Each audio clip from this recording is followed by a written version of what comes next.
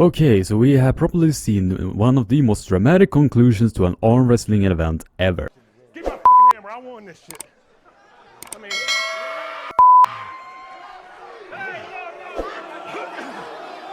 You know I'm telling the truth! And that has certainly stirred some reactions from arm wrestlers and fans alike. Taking a stand and refusing and almost walking out of the arena with his hammer. I'll be honest, guys. I loved it. I thought that was good that Michael Todd stood up for the rules. Larrett comes walking over. He's got his big, huge three-inch strap. He's got this big smile on his face like some door-to-door salesman trying to get ready to use that strap for the next match. I just about died. But I think he won it rightfully, and I'm not understanding too much hate. He behaved in the way he behaved, Michael Todd. And all of us viewers got f***ed last night. And it was the fault of the reffing of WAL. So I figure, let's get into this controversy and see what the whole thing was about. But before we get any further, leave a like, subscribe, ring the bell and turn on notifications on, share this video, and let's get the show going. Roll the intro.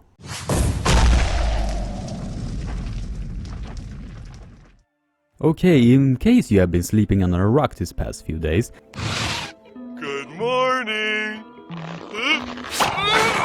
Jerry and Michael had one of the most dramatic conclusions to an arm wrestling event the world has ever seen, and it's certainly given a mix of reactions from that match. We will look into some of them in this video, and I would like to thank my viewers for bringing in the questions, thoughts and so on for this video. You guys rock! Question number 1. Why did Bart not reset the match after the strap went undone? If you take a look on both Jerry and Michael during the last match, both of them are still in contact with each other, and I was told that if they will have come apart, they will restart it.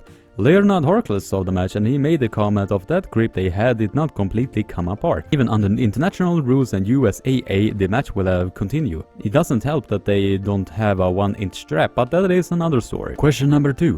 Whether it was right for Bart to rule it as a professional foul and gave Jerry the loss. Well, from the looks from the match I saw, Jerry was on a runner, so that was one foul. Lifted his elbow again, so that was the second foul, and the third foul was when he did not put it back on after staying up and with his arm in the air for at least 4 seconds and then put it back on, so the professional foul was given to Jerry.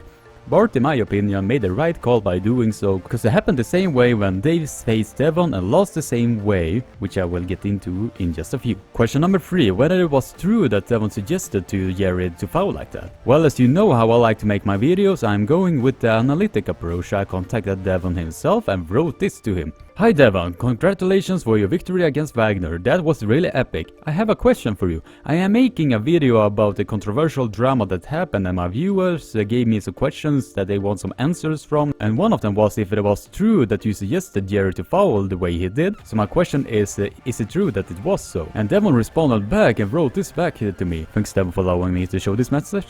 I did not suggest that. Never was said. Mike is imagining something. Question number 4. Was Michael correct in using Devon vs Dave match as a reference for the rules? As a matter of fact, he was correct in using that match as an example, because if you look at Dave and Devon's match, David did not put his elbow down on the pad for at least 9 seconds and Devon won the match because Dave concedes the match but not put his elbow down on the pad.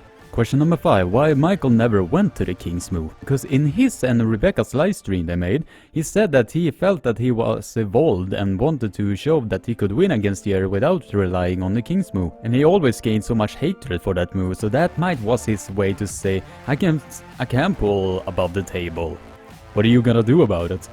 But how can we do to make sure that these events does not happen in the same fashion again? From what I have seen, these rules is what I think should be implemented for future tournaments. Thank you for my viewers for dropping suggestions. Change the current strap to a 1-inch wide strap so the risk of injuries decreases on both athletes and the chance to the strap coming apart will decrease as well. If you leave the stage and does not make any attempts to get back to the stage, you lose the match.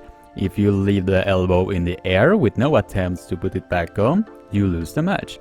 If the strap comes apart in that fashion, restart the match and reapply it with a double strap. But overall, that was an amazing display of heart of both the guys in this match, so if you watch this, great job both of you. It's always fun to watch you two guys ball, battle it all out on the table. But here's my own criticisms to WIL.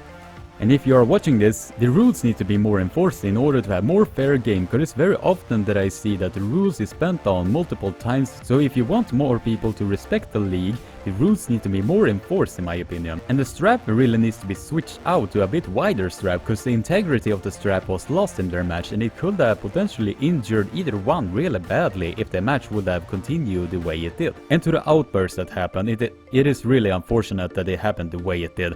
I am a friend of Michael Todd and he's a good dude and I respect Jerry Cadorette for his display of heart, but I just think that this outcome as a whole could have been handled much better. But in Michael's defense, he told in a live stream, we'll put that in the video description down below, that the win bonus was so much that he could have provided his family for the rest of the year.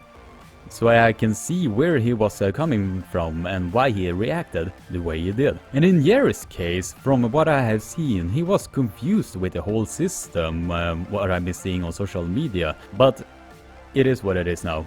So in my personal opinion, I think it could have been handled much better, because now people and audience member will only view the surface on what happened in WIL 506 and its competitors, and not the hidden context and meaning that lies just below the surface.